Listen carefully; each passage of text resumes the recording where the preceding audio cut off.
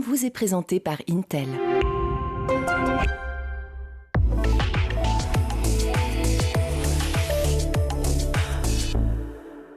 Bonjour à tous et bienvenue dans le Grand JT d'éducation. Tout de suite, le sommaire. 4 mois après la mort du jeune Naël et les émeutes qui ont secoué la France, eh bien, le gouvernement a statué sur les sanctions concernant les émeutiers. Une partie d'entre eux est mineure. Alors comment justement sanctionner une jeunesse qui se révolte? On en parle dans un instant. Des ateliers pour lutter contre les discriminations entre les hommes et les femmes. C'est le principe de l'assaut qu'on vous présentera dans le Bon Point du Jour. Et dans sa chronique Vue à l'étranger, Guillaume Buand vous emmènera dans ces pays qui veulent restreindre l'accès des mineurs à leur smartphone. Guillaume, que l'on retrouve tout de suite pour l'actualité. Bonjour Guillaume. Bonjour Virginie, bonjour à tous. En place depuis 2017 sous l'égide du ministère de l'Éducation nationale, l'heure est au résultat des évaluations nationales réalisées en septembre dernier. Oui, c'est un rituel chaque rentrée, évaluation des acquis des élèves de CP, CE1 et de 6e en français mathématiques. Viennent s'ajouter cette année d'ailleurs les élèves de CM1 et de 4e. Elles permettent aux professeurs de disposer de repères précis sur les acquis des élèves et d'adapter ainsi leur enseignement.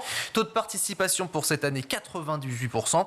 Alors dans les colonnes du Parisien, Gabriel Attal a fait part de ses inquiétudes au sujet du niveau au collège. Le risque, si l'on ne fait rien, c'est que notre collège tombe en panne. Selon le ministre, un peu plus de la moitié des élèves de 4e ne lisent pas convenablement.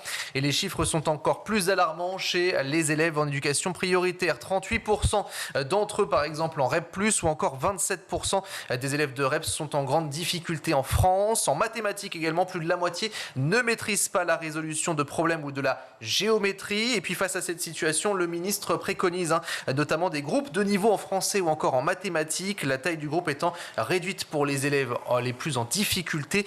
Gabriel Attal qui indique aussi que d'autres mesures sont envisageables pour la rentrée prochaine. Toujours chez nos confrères du Parisien, le ministre a appelé à un sursaut collectif face à la surexposition aux écrans des plus jeunes. Effectivement, éviter une catastrophe sanitaire et éducative. Les mots du ministre de l'Éducation nationale qui met ainsi en avant une corrélation entre les difficultés d'attention des élèves de CP ou leur fatigue et l'usage des écrans. Le ministre qui est inquiet, trop d'écrans, c'est moins de sommeil et par conséquent moins d'attention en classe. En avril dernier, une première étude nationale d'envergure sur ce sujet révélait d'ailleurs que le temps passé par les petits devant les écrans avait augmenté.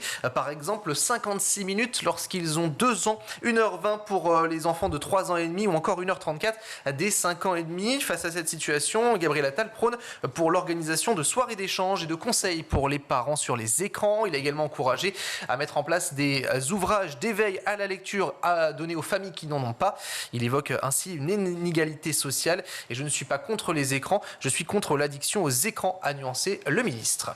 En visite à la nouvelle maison de l'autisme à Aubervilliers, Emmanuel Macron va présenter la nouvelle stratégie nationale pour les troubles du neurodéveloppement dont l'autisme. Oui, au-delà de l'autisme, la nouvelle stratégie 2023-2027 est élargie aux troubles du neurodéveloppement, le trouble du spectre de l'autisme, mais aussi du développement intellectuel, du déficit de l'attention, avec ou sans hyperactivité. Il inclut aussi les multi-troubles du dys, c'est-à-dire la dyslexie, la dyscalculie, la dysphasie, entre autres. Le président qui devrait annoncer un montant global de 680 millions d'euros consacrés à cette stratégie. Selon l'Élysée, Emmanuel Macron devrait annoncer aussi le repérage systématique des écarts de développement de tous les enfants dès la naissance, et ce jusqu'à 6 ans, avec une visite médicale qui serait donc obligatoire chez les médecins généralistes. Des annonces qui pourraient concerner aussi la formation des enseignants ainsi que la possibilité pour les professionnels de santé ou médico-sociaux d'aller dans les écoles pour éviter aux parents de courir dans tous les sens et avoir des rendez-vous. Donc l'objectif, c'est de simplifier la vie des parents. Emmanuel Macron au chevet des habitants du Pas-de-Calais touchés par les inondations et les crues. Le président qui est accompagné de son épouse ainsi que de 3 ministres, notamment celui de l'agriculture et de la transition écologique.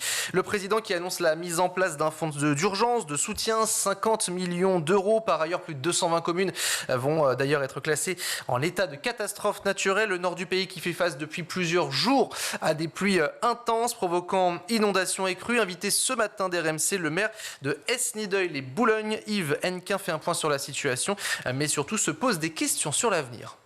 La nuit a été plutôt calme, donc les rivières ont baissé. Ça rassure, mais ils annoncent un épisode de pluie assez important aujourd'hui avec 20 mm de précipitations. Donc la situation n'est toujours pas terminée. Notre école a subi des inondations, la mairie également. Donc la question de la relocalisation de ces deux bâtiments publics forcément va se poser. Mais encore faut-il trouver du terrain, encore faut-il avoir les moyens financiers. Le maire d'une commune du Nord-Pas-de-Calais, donc invité d'RMC aujourd'hui, 388 établissements scolaires répartis dans plus de 279 communes sont fermés. Cela concerne les écoles, les crèches ou encore les lycées. C'est la première fois que la France enregistre un tel cumul de pluie sur 26 jours consécutifs, toutes saisons confondues, annonce Météo France. Nous vous en parlions hier, 8 mineurs ont été interpellés pour des chants antisémites dans le métro parisien. La vidéo avait fait le tour des réseaux sociaux, filmée dans la ligne 3 du métro parisien. Dans le wagon, plusieurs personnes qui ont crié « Vive la Palestine » ou encore « Nous sommes des nazis, nous sommes fiers ». Ils sont âgés de 11 à 16 ans. Et d'ailleurs, ce matin, Gérald Darmanin était l'invité d'Europe 1 et de CNews. Le ministre de l'Intérieur a été interrogé sur la responsabilité des parents. Il se peut que lorsque vous avez des adolescents qui partent mal, les parents sont un peu dépassés ou ils le savent pas tout à fait, et quand la police vient ou les éducations nationales viennent, on les remet droit. Et puis il se peut que les parents participent malheureusement à cette déviance. Et dans ces cas-là, la justice sait répondre. Il y a des centres éducatifs fermés et il y a une éducation qui se fait à la place des parents. Ce qui est certain, c'est que quand vous avez des enfants de 11 ans qui chantent des chants nazis, qui crient leur haine de juifs dans le métro parisien au vu au-dessus de tous, il y a un problème en effet d'éducation incontestablement qu'il faut vite corriger avec beaucoup de fermeté. Gérald Darmanin, qui était donc l'invité de Europe 1 ce matin, 2 des mineurs étaient connus des services de police. Ils seront d'ailleurs tous déférés, soit aujourd'hui, soit demain, devant les parquets de Aubigny et de Nanterre. Pour terminer, Noël approche. Ouverture aujourd'hui du célèbre secrétariat du Père Noël à Libourne, près de Bordeaux. Et les enfants ont jusqu'au 20 décembre pour écrire au Père Noël. Il est possible d'envoyer soit dans une lettre traditionnelle, via une lettre aussi sur Internet. Rappelons que la Poste gère ce service gratuitement depuis déjà 1962.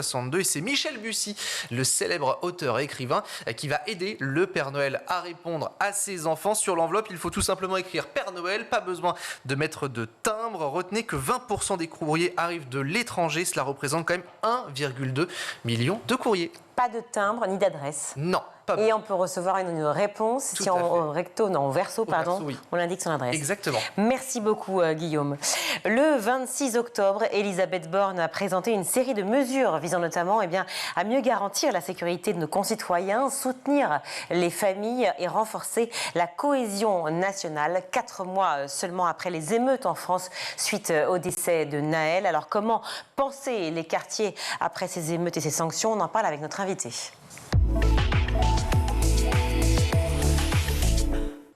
Je suis ravie d'accueillir sur ce plateau Christelle Niasme. Bonjour. Bonjour. Merci d'être avec nous. Vous êtes conseillère départementale du Val-de-Marne et aussi membre du collectif Les Voix Impopulaires des quartiers. On va parler évidemment des voix impopulaires de ce collectif parce que rien que le nom forcément impopulaire, je vais vous faire réagir dessus. Mais tout d'abord, place à l'actualité. Quelques mois après la fin de ces émeutes dont je viens de parler à l'instant après les vacances scolaires, comment ça se passe sur le terrain finalement? Ma question c'est, est-ce qu'il y a un dialogue entre finalement les jeunes et les instances publiques, aussi évidemment la police? J'ai envie de dire que le dialogue, en réalité, n'a jamais été rompu. Depuis les émeutes, il y a eu les émeutes, il y a eu cette phase d'émeutes qui a été extrêmement violente, parce qu'elle a été plus violente, effectivement, qu'en 2007. On a vu que, notamment sur le territoire du Val-de-Marne, chez nous, on a été très, très lourdement impactés. On s'est attaqué non pas seulement à la police, on s'est attaqué à l'ensemble des institutions. Quand vous dites « on », c'est qui « on » ? Les jeunes, puisqu'il était question des jeunes, effectivement, sur les territoires. La plupart des interpellations ont été faites sur un public relativement jeune. On était quand même sur des publics mineurs. Donc ça pose question aussi sur les profils de beaucoup de mineurs qui ont été interpellés, des sanctions et de l'accompagnement qui est fait pour ces populations. Et effectivement, sur le Val-de-Marne, pour en revenir sur ce sujet, nous, c'est pas seulement la police. Que votre question, c'était vraiment, c'est ça. Est-ce que le dialogue est rompu avec les institutions ou la police? J'irai plus loin, c'est pas que la police qui a été attaquée, ce sont les institutions. Donc ça pose question du rapport qui existe entre notre jeunesse et les institutions. Quel rapport on a aujourd'hui avec nos populations? C'est la question que je vous pose évidemment lors de cette émission, parce que l'idée c'est de comprendre comment ça se passe précisément sur le terrain. On a des dialogues avec évidemment toutes les personnes qui représentent les institutions à chaque fois, et toujours le même discours de il faut que ça se passe bien, il faut que ce soit apaisé, mais on sait que la réalité malheureusement n'est pas là, d'autant qu'on l'a bien vu après évidemment la mort de Nahel, ça a été très très difficile. Est-ce que ces émeutes déjà vous les avez comprises ou pas du tout ? Je pense que c'est symptomatique d'un fait de notre époque. Aujourd'hui, on a une véritable défiance face aux institutions. Voilà. C'est pas seulement la police, ce sont l'ensemble de tout ce qui représente l'autorité sur le territoire. Aujourd'hui, on n'hésite pas à s'en prendre à des écoles, à des professeurs, à des pompiers, à des élus locaux. Il faut savoir qu'en 2022, ce sont plus de 30% d'élus locaux qui ont été agressés en plus.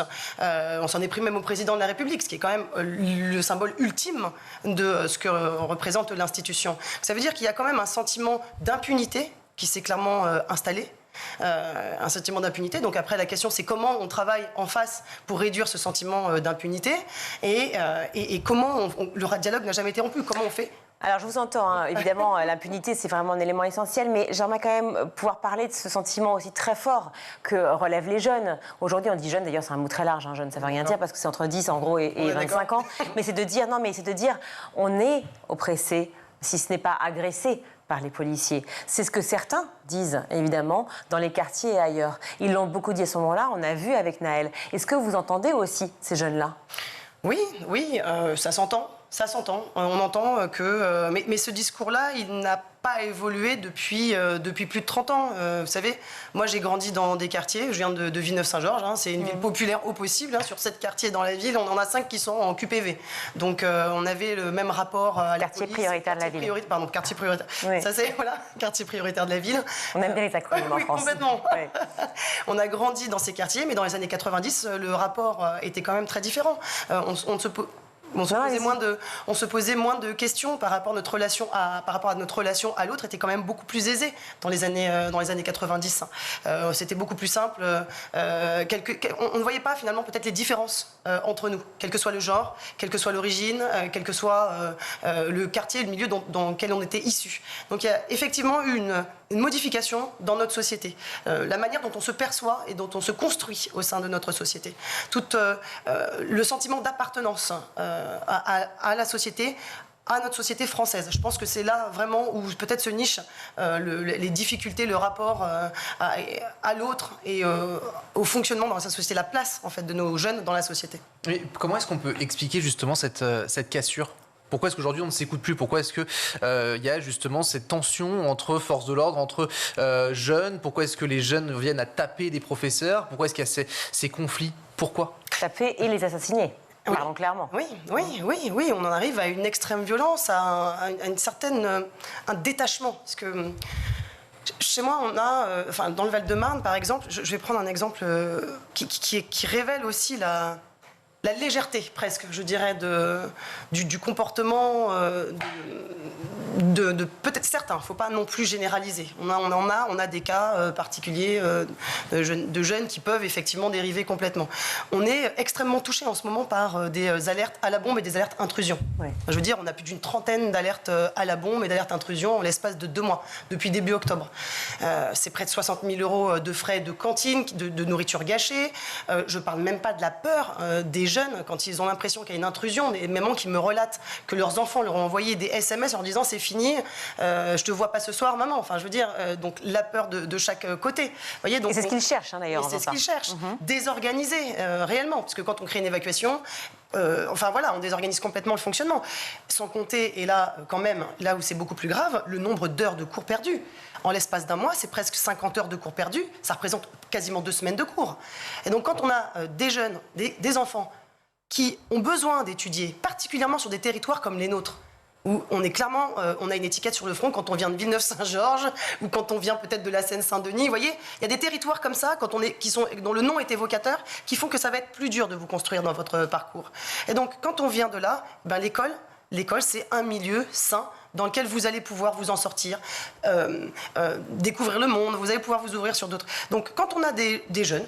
Mais c'est aussi, pardon de vous couper, mais c'est aussi un endroit où justement les jeunes disent, et comme vous le dites très bien d'ailleurs, hein, on a besoin d'étudier, mais où on se sent incompris. On a l'impression qu'il y a une faille finalement et qu'il y a deux mondes. Il y a le monde dans lequel on est et on n'arrivera pas à franchir la frontière et puis il y a l'autre. Et donc... justement, cette mort qui arrive de ce jeune Naël, de ces policiers, que l'on respecte bien sûr. Le débat aujourd'hui ici n'est pas de dire si l'un et l'autre ont raison ou tort. C'est de comprendre en fait la situation et de la décrypter avec vous. De savoir pourquoi ces émeutes, est-ce que c'était inéluctable ? Est-ce que finalement on arrive à un passage, à une sorte de problème civilisationnel aujourd'hui qui fait que, fatalement, on a deux forces qui s'affrontent, les jeunes contre les flics ? Il y a effectivement une modification de notre société, de la perception des uns et des autres en France, hein, et le sentiment d'appartenance. On le disait tout à l'heure, hein, c'est qu'est-ce qu'être français ? Est-ce que je me sens français ? Donc si je ne me sens pas français sur mon territoire, je peux démolir l'institution parce que finalement, j'en veux plus. Mais puis, eux disent qu'ils se sentent français au contraire, mais qu'ils ne sont pas respectés. Qu'est-ce que vous répondez à ça ? Pas respecté, enfin ça dépend. Je veux dire, est-ce que quand on dit ça, on rapporte le propos de l'ensemble ? Non, je parle de certains qui cassent. C'est ça, c'est qu'à chaque fois, on peut sortir les propos d'un jeune plus qu'un autre. Vous voyez, c'est aussi notre mission en tant qu'élu, c'est d'essayer d'analyser, de rencontrer les familles. En tant qu'élu local, les familles, on les connaît. On parle avec elles, on échange. Vous voyez, on les a au quotidien. Ce qu'on fait, quand on est élu, c'est parce qu'on aime les gens. Et donc, on leur parle et on vit avec les familles. On connaît leur quotidien. Et donc, il y a des familles, comme je vous le disais, je parlais tout à l'heure d'inconscience. Quand on est capable de désorganiser la société juste parce que c'est amusant, c'est parce qu'il y a aussi ce sentiment d'impunité complet. Là, aujourd'hui, je reprends, on a brûlé des mairies dans le Val-de-Marne. On a été attaqué des élus et des maires jusque dans leur chair, dans leur domicile. Derrière, vous avez des gens qui sont sanctionnés, mais c'est pas suffisant. On est sur du sursis, on ressort immédiatement. Les populations, les jeunes, on les connaît. Pareil, on fait des alertes à la bombe, des alertes intrusion. Ce sont des jeunes qui vivent dans les quartiers à côté de chez nous, sont des profils d'élèves, d'anciens élèves, et qui, effectivement, là, l'État se portera partie civile. Donc on va poser la question de les rendre responsables financièrement, les parents responsables financièrement. Alors justement, on va parler des mesures. Mais si les parents sont insolvables, quelles conséquences ? Aucune conséquence. On va parler des mesures précisément et on va les prendre une à une si vous voulez bien, mais je voudrais juste réagir encore une fois aux méthodes policières parce que c'est ça qui est critiqué. Et la question, elle est simple, c'est est-ce que c'est la faute des méthodes policières, suite, encore une fois, je fais allusion à la mort de Naël, mais il y en a eu d'autres malheureusement, bien sûr. Ou est-ce que c'est la revendication d'une jeunesse justement qui a des choses à dire, y compris par la colère pure et dure ? Je crois que la colère, finalement, c'est quand on n'arrive plus quand le dialogue est complètement rompu. J'irai pas, moi, opposer la présence policière dans nos quartiers et nos jeunes. J'irai pas. Je pense qu'il faut pas être aussi. C'est pas aussi manichéen. C'est pas tout noir et tout blanc. Non, mais parler d'impunité d'un côté et de méthodes policières qui ne vont pas d'un côté, c'est bizarre. C'est étrange, non ? De la sanction qui est faite par nos collectivités aujourd'hui. C'est-à-dire que la réponse n'est peut-être pas la bonne. Demain, quand vous êtes sanctionné, aujourd'hui un policier qui attrape un jeune et qui contrevient finalement à la loi, donc là ils ont fait le travail, ils ont attrapé les gamins qui ont brûlé cette mairie, qui sont entrés, qui ont détruit et qui ont agressé des élus, qui font des appels téléphoniques. Demain, ces enfants, ils ressortent. Oui, ils ne risquent rien en fait. Ils ne risquent rien. Et ces enfants, ils ont quel âge ? Sont parfois des mineurs s'ils sont des enfants, ils sont mineurs. On va dire entre 13 et 18, vous voyez ? Et comment à 13 ans, la question qu'on a envie de se poser, c'est comment à 13 ans, on en arrive là ? Il y a aussi ça. C'est-à-dire que, logiquement, à 13 ans, prenons les choses clairement, à 13 ans, on est en classe. À 13 ans, on est à l'école. Et comment on arrive justement dans un contexte comme ça, de se dire, à 13 ans, je vais aller brûler quelque chose, je vais aller taper ? Et logiquement, on est à l'école. Vous l'avez très bien dit. Oui. Logiquement, on est à l'école à cet âge-là. Donc la question, c'est effectivement, comment dans le noyau familial, peut-être que ça commence par là, parce que le rôle de l'école, c'est d'enseigner, et la maison, on éduque. Comment ça se fait qu'un enfant... alors sur le chemin de l'école, je vais aller maman ou papa, bien sûr. Vous laissez votre enfant le matin. À quel moment est-ce que sur le trajet de l'école, ce petit, il n'arrive pas jusqu'à l'établissement scolaire ? Donc ça pose peut-être question effectivement de comment, à un moment donné dans la cellule familiale, on se retrouve suffisamment en difficulté pour ne pas arriver à faire que l'enfant suive sa scolarité ou soit dans le parcours dans lequel il doit. Maintenant, encore une fois, on ne peut pas jeter l'opprobre sur les familles sans se poser la question de la situation, des situations individuelles. Voyez, et de la responsabilité individuelle. Et de la responsabilité individuelle. Vous faisiez justement allusion effectivement à l'une des mesures portées par la Première ministre Elisabeth Borne. Et donc l'une d'entre elles, première mesure qu'on va évoquer ensemble, enfin dont on va parler ensemble, qui est celle des parents des mineurs donc, ayant commis des dégradations qui devront payer les dommages. Donc j'ai cru comprendre effectivement que vous étiez d'accord avec cette mesure. Alors, je suis d'accord avec cette mesure. Effectivement, je pense qu'à un moment donné, quand on est face à un mineur qui est en impunité ou qui n'écoute plus trop, c'est pas à la société finalement de prendre des sanctions au départ. Hein. Finalement, on parlait effectivement de à quel moment on passe par des chemins de traverse avant d'arriver à l'école. Il y a effectivement peut-être un souci dans la relation parent-enfant. Donc là, effectivement, ça se regarde. Là, ça veut dire que, techniquement, les acteurs sociaux, nous, ont échoué dans le rattrapage, hein, peut-être. Parce que quand la famille ne peut plus, là, ce sont les acteurs sociaux qui prennent le relais. Donc, à quel moment est-ce qu'on a échoué sur ce parcours ? Vous voyez ? Mais tout ça, on le fait depuis plus de 20 ans. Est-ce qu'on ne rentre pas dans un état trop sanctionnaire, trop policier ? Ce n'est pas une façon aussi d'amener les familles à devenir des vrais flics par rapport à leurs enfants, au-delà de juste l'esprit parental et responsable ? Eh bien, je pense qu'il y a une différence. Je pense qu'aujourd'hui, on accompagne relativement mal les familles qui sont en demande. Parce que vous avez des familles aujourd'hui qui viennent et qui se tournent vers l'institution pour demander de l'aide.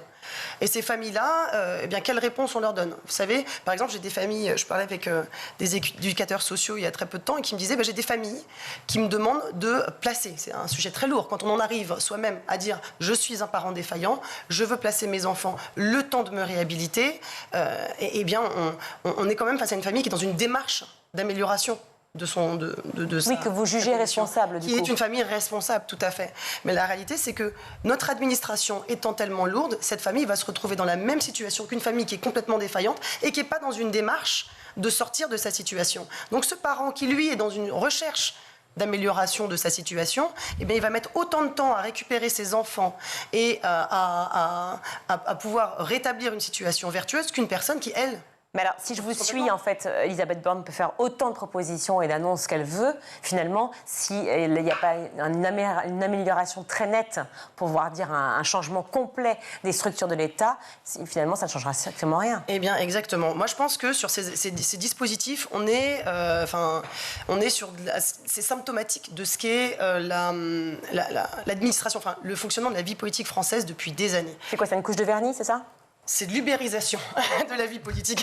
L'ubérisation, vous voyez, on fait un dispositif, on met un acronyme que personne ne comprend et on refait ce qu'on a déjà fait depuis des années. Moi, je prends une mesure, je me permets de basculer sur une autre, c'est la force d'action républicaine, je crois. Oui, tout à fait. On vient dans les quartiers pendant 2 semaines et puis on fait 6 mois. Donc 2 semaines de diagnostic, je crois, je me trompe peut-être sur les temps. Et alors, après, je vais le donner, donc à Nancy, déployer la force d'action républicaine, donc proposée par Emmanuel Macron dans sa campagne, donc dans 3 villes, Besançon, Valence et Maubeuge d'ici la fin de l'année. L'objectif de cette force d'action, je lis pour que ce soit très clair, composée donc de policiers, d'officiers de police judiciaire, de fonctionnaires des finances, de personnel éducatif et de travailleurs sociaux, sera de concentrer dans un quartier de tous les efforts de l'État à vos côtés pendant plusieurs mois. C'est assez flou, hein ? On est d'accord. C'est assez fou parce que c'est encore un déploiement de moyens... Flou, pardon. Fou, complètement fou. Alors, parce que moi j'étais sur flou. Donc attendez, dites-moi pourquoi fou ? Oui. Pourquoi je trouve ça fou ? Parce qu'en fait, c'est ce que je vous disais tout à l'heure sur l'ubérisation et l'hyper-administrativation de la France. Là, on me parle de faire venir des acteurs qui sont déjà sur le terrain. Donc en l'occurrence, c'est pas comme si nous n'avions pas des commissariats, des éducateurs sociaux, des associations, des gens qui font le travail au quotidien, qui l'ont déjà maillé depuis des années ce territoire, qui connaissent les familles, comme je vous le dis. Mais quand je reçois les familles, je sais où elles en sont. Elles me parlent. Les familles vont très loin. Elles parlent d'une dette de loyer. Je veux dire, on rentre dans le détail des familles. Donc là, on prétend venir pendant 2 ou 3 semaines, faire un diagnostic et mettre des solutions. Donc on va remettre des moyens sur ce qui existe déjà. Ça n'a pas de sens. Mais à quel moment est-ce qu'on a rétabli le dialogue avec les élus locaux, à qui on réduit les pouvoirs et les moyens d'action depuis des années ? Aujourd'hui, en tant qu'élu local, quand vous êtes devant des difficultés, quand vous demandez des moyens au service de l'État, vous n'avez pas de réponse. C'est-à-dire, pas de réponse. C'est exactement comme le documentaire qu'on a vu sur un interdit sur M6, ça veut dire que par rapport à l'école... Je m'excuserai. Alors, je vous suggère de le voir rapidement, parce qu'il est assez édifiant. C'est-à-dire qu'en fait, on appelle qui que ce soit, et en fait, on reste sans réponse et donc sans solution. Je vais vous... Ça veut dire qu'en fait, c'est au petit bonheur la chance, et puis on se dit, qu'est-ce que je fais ? Bon, tiens, je vais réagir comme j'aurais fait à la maison. Mais on est bien d'accord. Je vais vous prendre un exemple tout banal. Je ne sais pas. Un exemple tout banal de nos familles qui essayent, là, pour les alertes à la bombe, par exemple, de demander, donc le proviseur du lycée essaye d'obtenir une réponse de l'éducation nationale pour mettre en place du distanciel. Ça paraît très simple comme ça.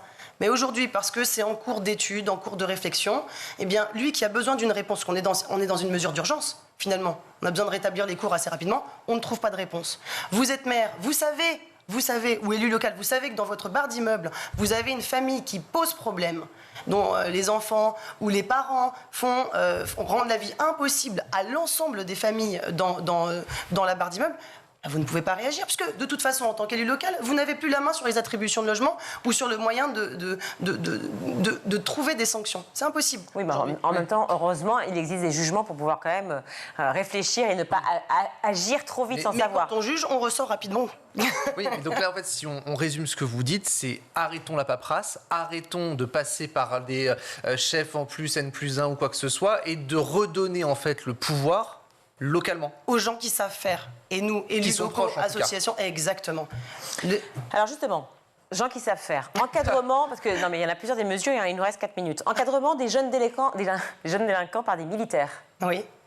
Qu'est-ce qu'on en dit ? Encadrement des jeunes délinquants par des militaires, pourquoi pas ? Enfin, là, on est dans l'américanisation, finalement, peut-être du système. Hein. Voyons, on verra. On va voir qui suivront les plâtres.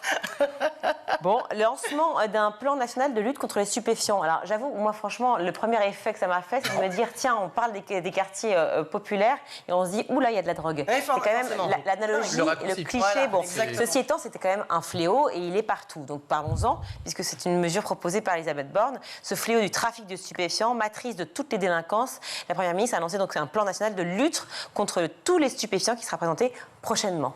Une réaction.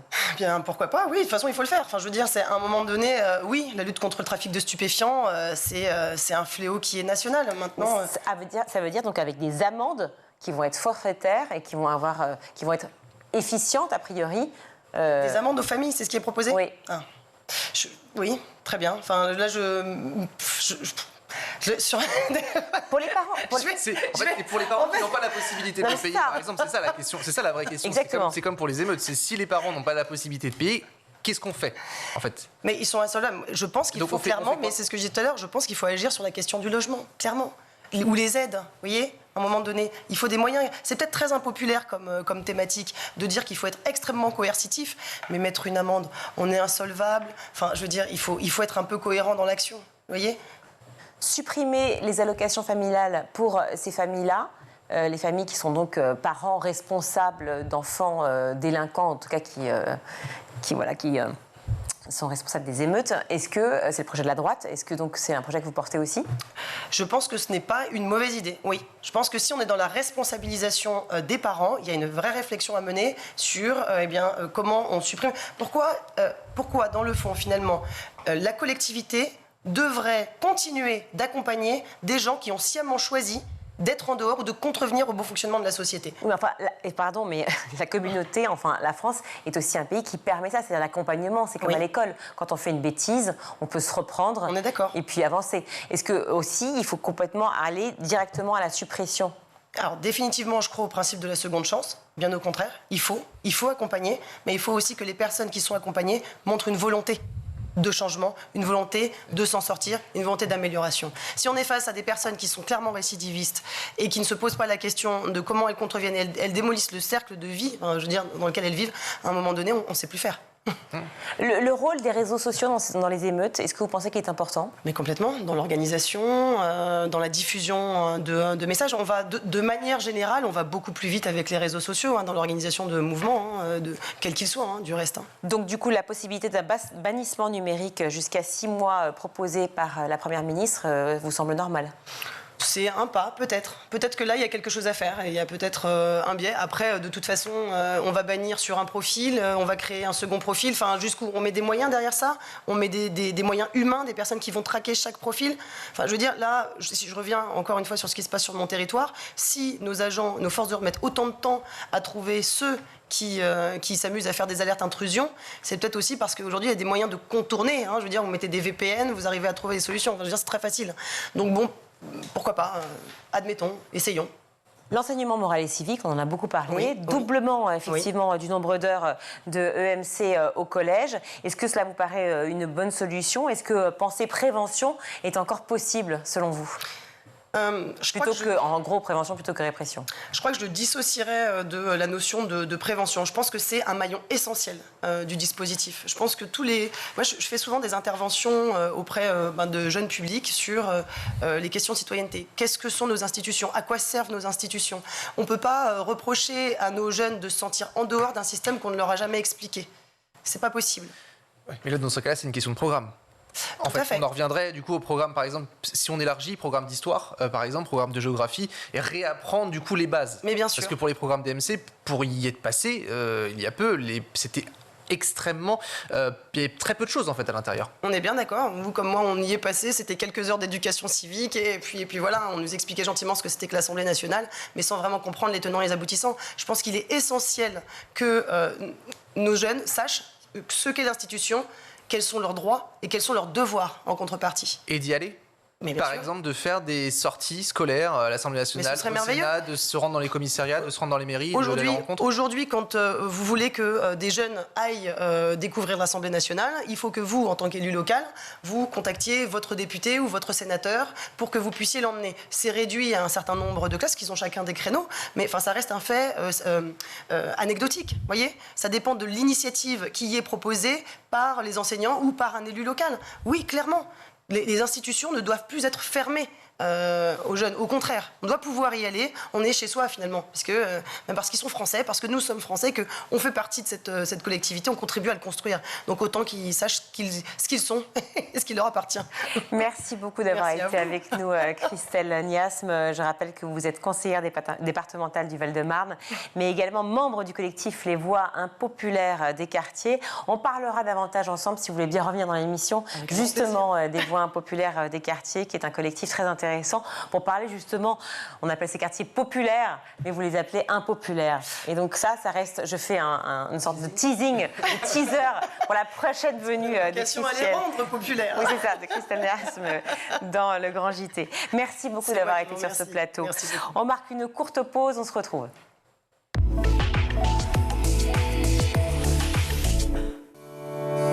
School TV est partenaire média du salon Educatech Expo by Wii U Group.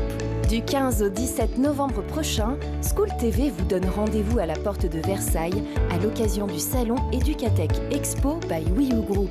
Vous êtes acteur de l'innovation éducative? Notre journaliste Philippine Dolbeau ira à votre rencontre pour décrypter avec vous les nouvelles tendances EdTech. School TV, imaginons ensemble l'école de demain.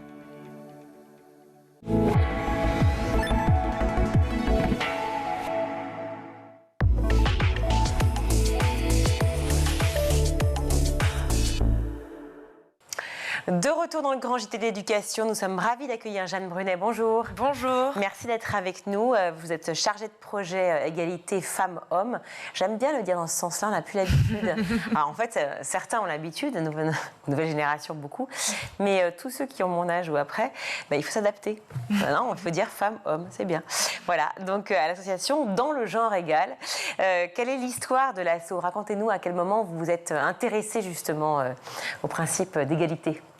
Alors, l'association, elle est née en 2006. On travaille sur l'égalité entre les femmes et les hommes en 2006 et on est une association féministe. On a très vite commencé à travailler avec les jeunes à travers différents projets, différentes actions, avec des méthodes d'éducation populaire pour vraiment ouvrir le débat, ouvrir les discussions, qu'il n'y ait pas de tabou et vraiment ouvrir la discussion sur ces sujets-là auprès du plus grand nombre.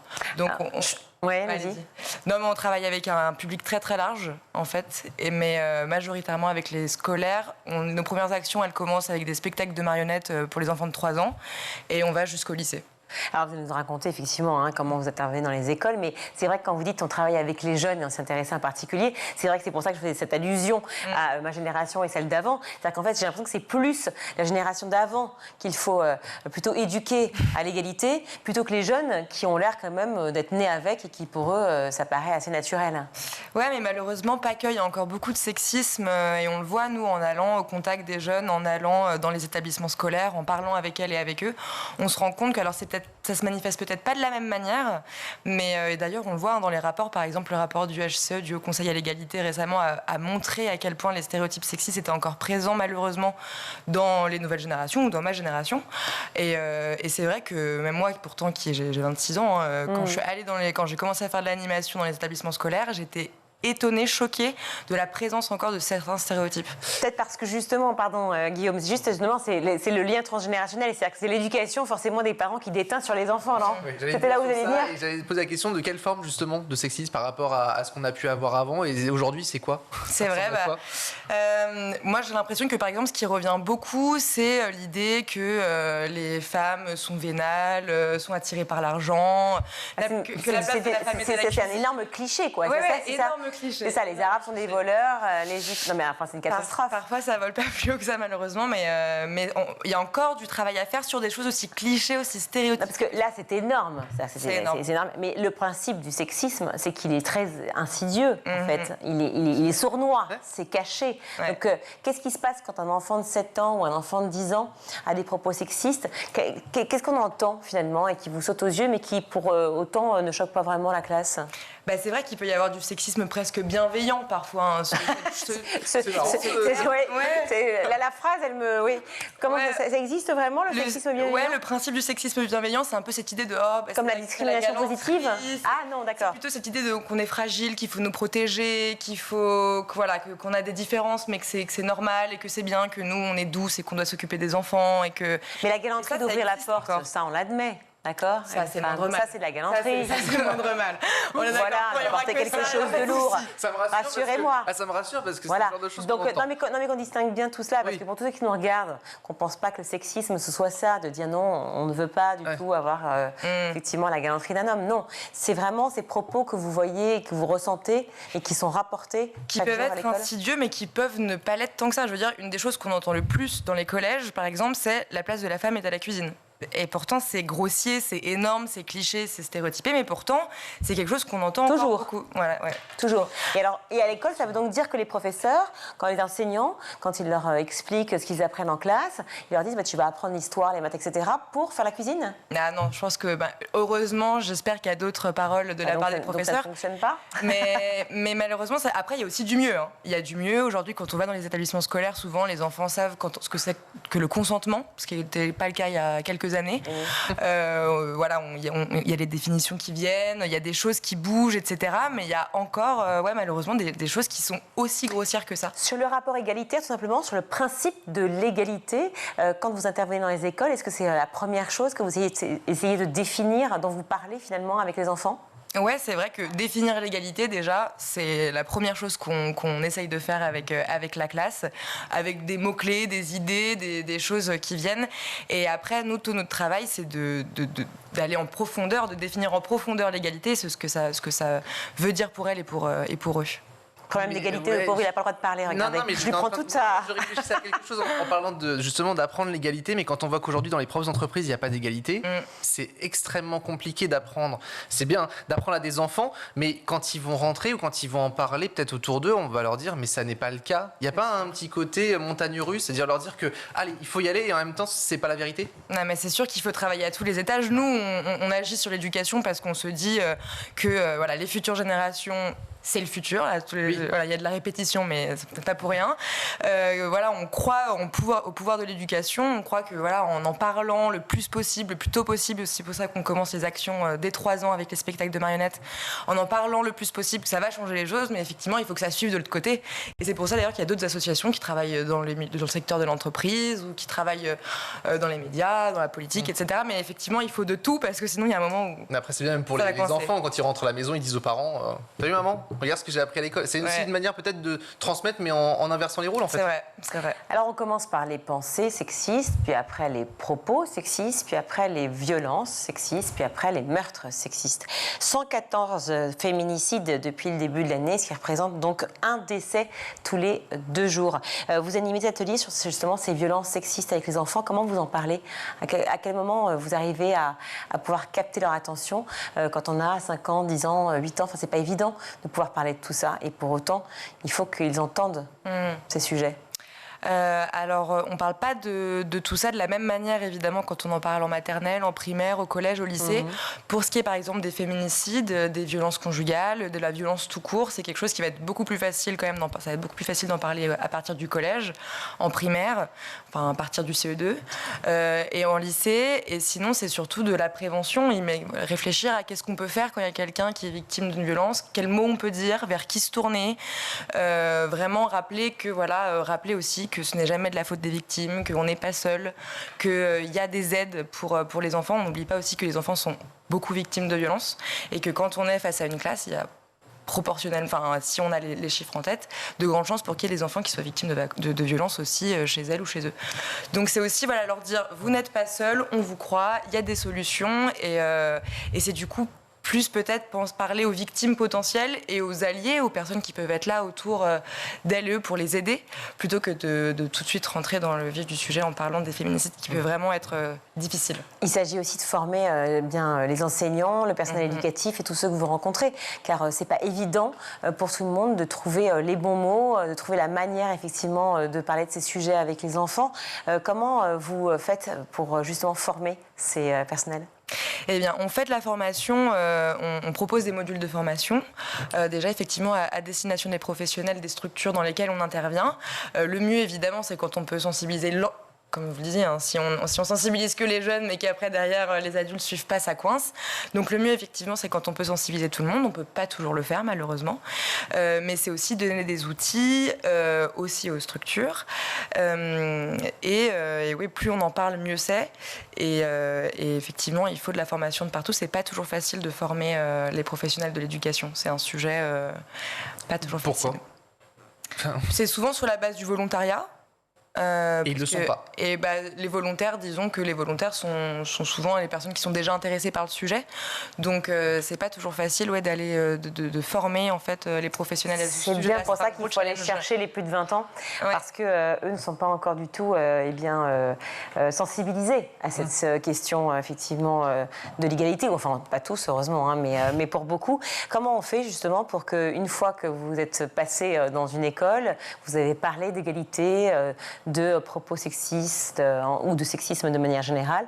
L'enfant repart chez lui, ses parents le regardent avec des yeux ronds, ils ont dit n'importe quoi. Il revient à l'école, mais vous n'êtes plus là du coup, parce que forcément c'est le lendemain, et il ne trouve pas de réponse. C'est pour ça tout l'intérêt de donner des outils. Voilà, par exemple, nous, quand on intervient dans les établissements scolaires, on donne très souvent, par exemple, le chat de l'association En Avant Toutes, commentonsaime.fr, où les jeunes peuvent aller poser des questions à des professionnels sur les sujets des violences, notamment au sein du couple, mais aussi sur les questions d'orientation sexuelle, d'identité de genre ou de tout type de violence. Et c'est aussi, ça c'est un exemple parmi tant d'autres, mais c'est effectivement faire des ponts. Voilà, que ce soit au sein des établissements avec les infirmières, avec des profs, référents, référentes, ou des outils pour vraiment que, effectivement, une fois que nous on est partis, que les élèves puissent s'en saisir au moment opportun. Alors, je corrige mon propos. Hein. Je disais 114 féminicides depuis le début de l'année. En fait, c'est 115 depuis le 8 novembre. Donc, voilà, l'état de la France aujourd'hui. Merci beaucoup, Jeanne Brunet, d'avoir été avec nous. Vous êtes chargée du projet Égalité Femmes-Hommes à l'association Dans le genre égal. Merci à vous. À ce qu'on retrouve évidemment sur Instagram, sur notre site. N'hésitez pas à aller voir. Exactement. Merci beaucoup. Merci beaucoup. C'est à vous, cher Guillaume, pour votre chronique. Guillaume, aujourd'hui, vous allez nous parler d'un sujet qui fait débat, l'usage des smartphones chez les mineurs. Plusieurs pays réfléchissent à des mesures pour encadrer leur utilisation et des parents espagnols s'organisent à repousser l'âge d'achat du premier smartphone. Oui, car ce téléphone est acheté lors de l'entrée au collège en Espagne, c'est-à-dire aux alentours de 12 ans. Cette initiative, elle est née à la rentrée à Barcelone, elle prend de l'ampleur dans tout le pays. Les parents d'élèves se sont regroupés pour dénoncer l'usage du téléphone portable chez les plus jeunes. Pourtant, il s'agit d'un cadeau habituel, mais pour cette mère de 3 enfants dont l'aîné approche des 12 ans, hors de question de lui en offrir un. Témoignage recueilli chez nos confrères de France Info. Ici, en Espagne, c'est devenu normal qu'à partir de 12 ans, les enfants aient un smartphone avec Internet et un accès aux réseaux sociaux. Mais un enfant n'est pas prêt à avoir un ordinateur dans la poche. Regardez, même nous, les adultes, on n'est pas capable de maîtriser cet outil. On est tous addicts. Alors imaginez un enfant de 12 ans. Alors cette maman, elle est d'ailleurs à l'origine d'un mouvement anti-portable en Espagne. Elle a créé un groupe de parents d'élèves via Telegram qui regroupe des milliers de familles sur les forums. Ils se disent désemparés, évoquent les risques d'exposition à des contenus sensibles, la dépendance aux réseaux sociaux, le harcèlement en ligne. Bref, elle alerte sur tous les dangers que fait courir le portable, que ce soit sur la santé mentale, émotionnelle. Des parents qui aimeraient que les jeunes n'aient pas de portable avant 16 ans car ils y voient une forme de pression pour les enfants. C'est une pression pour les enfants de voir que tous leurs camarades ont un smartphone dès 12 ans. Mais si cette pression disparaît, les enfants ne vont plus forcément demander un téléphone à leurs parents. Et sans doute, ils reviendront à des activités de leur âge, jouer au ballon ou grimper dans les arbres, au lieu d'être le nez devant un portable en train de chatter sur WhatsApp. Des propos recueillis donc chez France Info. Les politiques s'emparent donc ce sujet, puisqu'il était à l'ordre du jour mercredi dernier au Parlement de Catalogne. Et comment ça se passe en Chine alors ? Alors là, le gouvernement met en place des mesures extrêmement fortes. Selon un rapport officiel de 2021, 24 millions de jeunes Chinois sont considérés comme addicts à l'Internet. Face à cela, cet été, l'administration chinoise du cyberespace carrément a présenté un projet avec une mesure radicale, le blocage du téléphone entre 22h et 6h du matin. Impossible de se connecter la nuit en cachette dans son lit. Et ce n'est pas tout, en fonction de l'âge, la durée quotidienne de connexion est limitée. 40 minutes pour les moins de 8 ans, 1 heure maximum pour les 8-16 ans et 2 heures pour les 16-18 ans. Des contraintes qui sont mises en œuvre grâce à un mode mineur que les parents peuvent eux-mêmes activer sur le téléphone. Et une fois le service lancé, l'enfant tout simplement se retrouvera dans un univers totalement contraint. Seuls les parents vont pouvoir le désactiver avec un code ou encore avec peut-être la reconnaissance faciale. Certains services sont totalement exclus de ces restrictions, par exemple les appels d'urgence ou encore aller sur les applications éducatives. Là, bien sûr, les jeunes Chinois peuvent aller étudier comme ils veulent sur ces applications. Et puis, c'est une politique qui va freiner aussi, on sait, les grands constructeurs chinois de téléphones.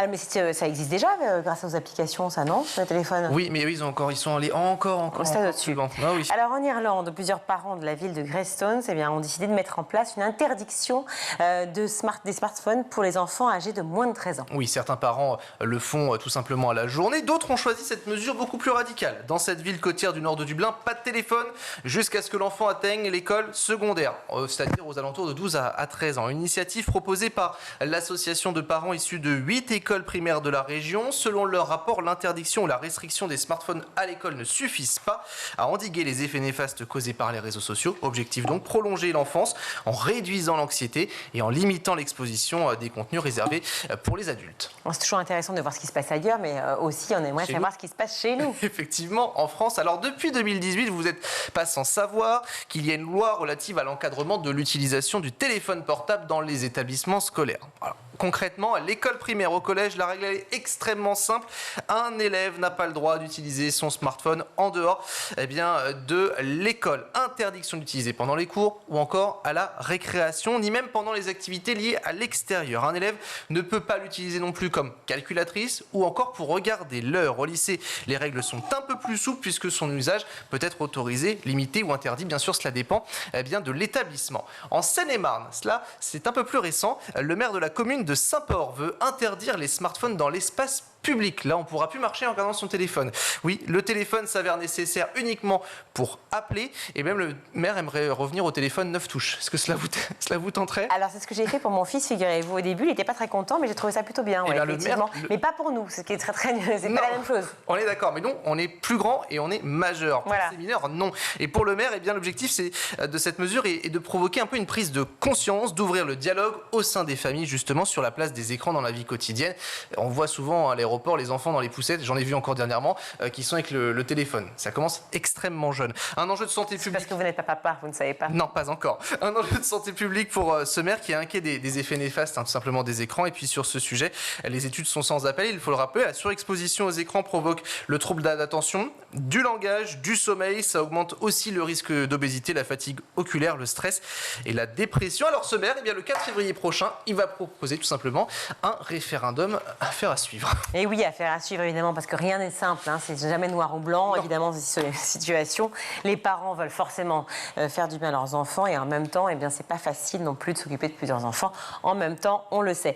Merci beaucoup, merci Guillaume pour cette chronique. Je ne sais plus où j'en suis. Voilà, on va retrouver tout de suite Malika Ménard dans Souvenirs d'écolier et cette semaine, elle reçoit l'humoriste Julien Bing.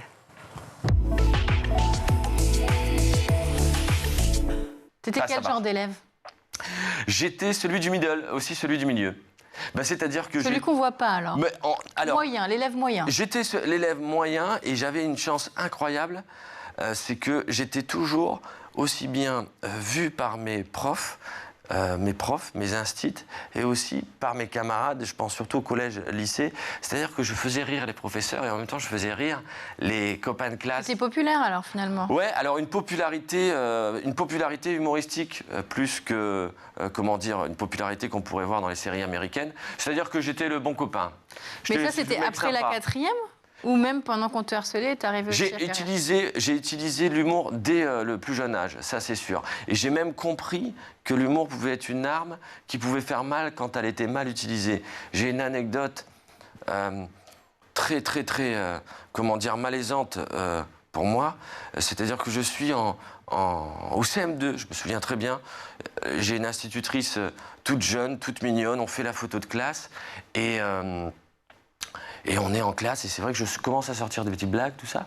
Et je regarde, je vois qu'elle regarde la photo de classe, et je lui dis, madame, vous regardez votre laideur. Oh. Et c'est horrible, c'est totalement horrible. Moi, je pense que c'est une petite vanne, parce qu'elle était très mignonne, on le savait, tout le monde le savait. Et j'ai vu qu'elle avait été blessée. Et ça m'a fait mal, tellement j'aimais cette instit, que je trouvais adorable et une très bonne instit. Que du coup, je me suis permis de m'excuser. J'ai même raconté l'anecdote le soir à maman. Et elle m'a dit, surtout, tu iras t'excuser. Et dès le lendemain matin, j'ai dit, écoutez, je suis désolé de ce que j'ai dit, du haut de mes 9 ans. Et elle m'a dit, Julien, oublie, ce n'est pas grave, je vois que tu es contrarié avec ça. C'est oublié. Est-ce que tu étais dissipé, bavard ? Sérieux? J'étais pas dissipé, bavard, j'étais sérieux parce que j'étais un anxieux. Donc je faisais toujours attention de bien travailler quand même à l'école. T'avais des bonnes notes? Avec les capacités que j'avais. Donc c'est-à-dire que j'avais pas forcément de très bonnes notes, j'avais pas des mauvaises notes. Je faisais le nécessaire pour avoir la tranquillité d'esprit, la tranquillité des parents. Tu as gardé des amis de l'époque? Oui, mes amis d'enfance, ouais. Ah oui, complètement même. Et De quel âge? Mon meilleur ami, c'est même pas mon meilleur ami, c'est un frère maintenant pour moi, c'est un copain de maternelle. Ah oui? Thomas, voilà, que j'embrasse. T'as beaucoup de chance d'avoir. Ouais, c'est un copain qui m'a défendu. Ah, j'allais y venir. Ouais, il m'a défendu en maternelle, je me faisais embêter et il a pris ma défense.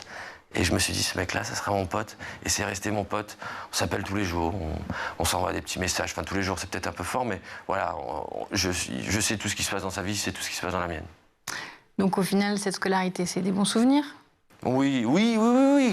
J'ai commencé par un côté très sombre en parlant de cette particularité physique que j'avais qui m'a amené, quelques souvenirs d'enfance, mais dans l'ensemble, très, très heureuse. C'est les bons souvenirs qui restent en mémoire, finalement. Oui, toujours. Et il faut s'en rappeler toujours des beaux souvenirs. Est-ce que tu avais un prof préféré? Ouais. C'était qui? J'avais un instit préféré qui s'appelait Monsieur Guillain, au CM2, qui était du gentilesse, qui nous avait fait... Il avait une passion, souvent les instits ont des passions, et lui c'était la nature, on avait le club nat. Donc du coup il nous emmenait faire des petites balades, et il nous expliquait les fleurs, les arbres, il nous montrait tout ça. J'adorais cet instituteur que j'ai recroisé sur la plage de Dunkerque une fois. Il m'avait reconnu, ça m'avait fait très plaisir.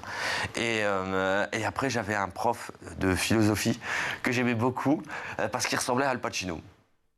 Et comme je suis un fan de cinéma, dès l'instant qu'il parlait. C'était physique, là aussi. C'était physique. C'est-à-dire que j'étais pas forcément bon en philosophie, mais j'avais l'impression d'aller voir un acteur quand j'allais le voir. Il ressemblait, mais il ressemblait vraiment à Al Pacino, quoi. C'était incroyable. Tu retenais rien de particulier? Tu le regardais, quoi. Être ou paraître, telle est la question. C'est peut-être la seule chose que j'ai retenue. Est-ce qu'il y avait une matière cauchemar? Matière cauchemar. Une matière cauchemar. Les maths, bien évidemment, les maths. Ah, comme d'habitude. Ah non, mais les maths, mais moi je suis pas du tout amateur. Il y avait, je sais pas si vous vous souvenez. Si mais tu non, te souviens, Malika. Oui, si tu te souviens, mais des fois il y avait ce fameux truc où tu devais, cocher. C'était.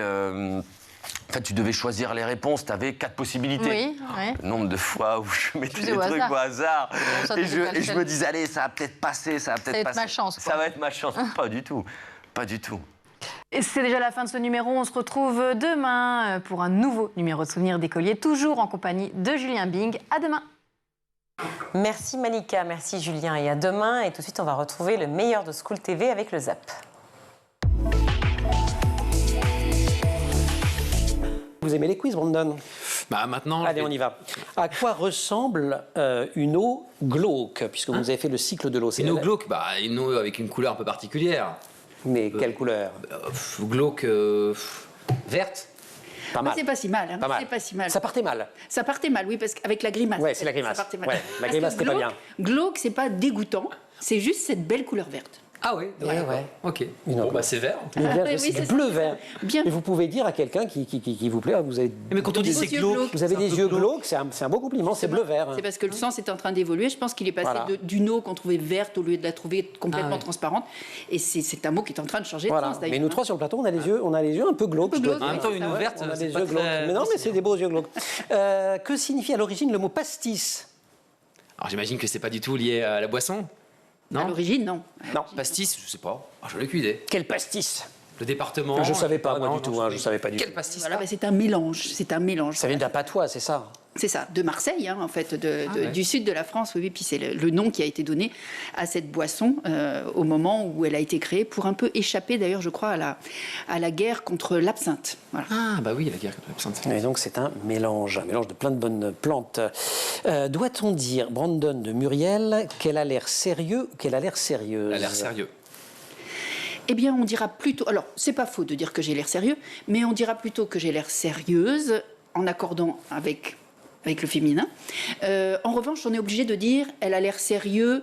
Elle a l'air sérieux d'une femme qui sait corriger la langue française. Ah oui, voilà. c'est ça. Dès qu'on met un complément derrière, on est obligé d'accorder avec l'air. Autrement, on accorde plutôt avec le genre. Mais il y a une tolérance quand même. Voilà, elle a l'air sérieux, peut passer. Oh, ça peut passer. Voilà. On va partir du début. Vous commencez à monter un site internet alors que vous avez 13 ans seulement. À une époque où, on le rappelle, en 99, Internet n'est encore qu'à ses débuts. Ça s'appelle le site du zéro. D'où vous vient l'idée? Ça vient d'une frustration à la base. Je voulais apprendre à créer des sites web parce que je venais d'avoir Internet à la maison et je pouvais me connecter, charger des pages web. C'était un peu lent à l'époque, j'avais qu'1 heure par mois d'Internet, donc c'était une autre époque. On ne s'en rend pas compte aujourd'hui. On oublie, mais accéder à Internet 1 heure par mois, c'est pas beaucoup. Et en plus, ça bloquait le téléphone, donc maman n'était pas contente, forcément. Ben oui. Et en fait, je voulais donc apprendre à créer des sites web et je ne trouvais pas de ressources en librairie et à la FNAC notamment pour apprendre. Je ne pensais pas du tout à apprendre en ligne parce que c'était inconcevable d'apprendre en ligne avec 1 heure par mois. Donc j'étais allé en librairie, en bibliothèque, j'ai cherché des livres pour débutants, je ne les ai pas trouvés. Ils étaient tous pour des professionnels du numérique avec au moins 3 à 5 ans d'expérience. Et moi, j'étais un collégien de 12-13 ans qui se demandait comment faire. Je me sentais un peu rejeté par ça. Et donc je me suis dit, c'est quand même pas possible, que ça n'existe pas. Et j'ai choisi quand même de prendre un de ces livres que je me suis fait offrir à Noël, que j'ai lu, et que j'ai voulu réécrire de la façon dont j'aurais aimé l'apprendre pour le débutant que j'étais. Et c'est devenu le site du zéro. Thomas, c'est là que vous entrez en scène. Comment justement vous avez accompagné Romain dans sa quête de performance pour ce championnat du monde de triathlon? Bonjour Patrice, bonjour à tous.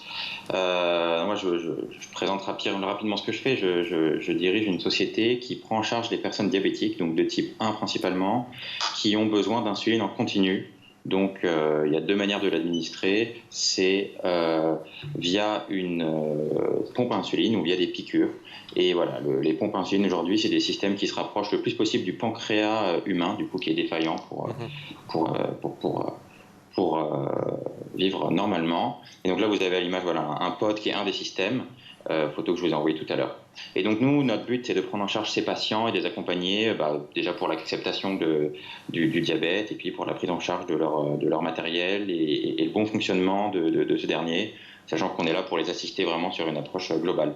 Et moi, je suis persuadé que le sport, ça fait partie du premier atout pour une personne diabétique.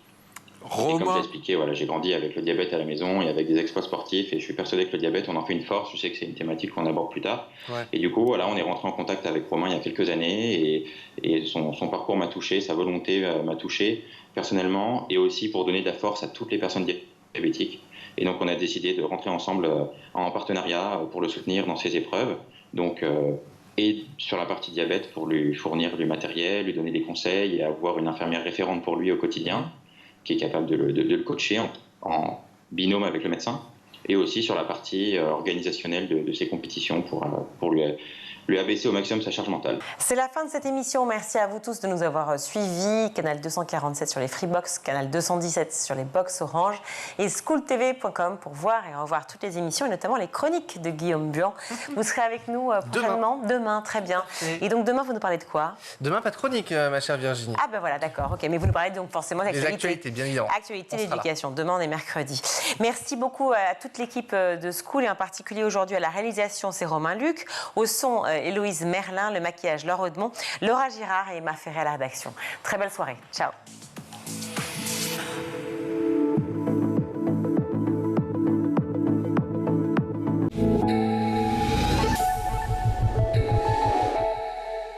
Ce programme vous a été présenté par Intel.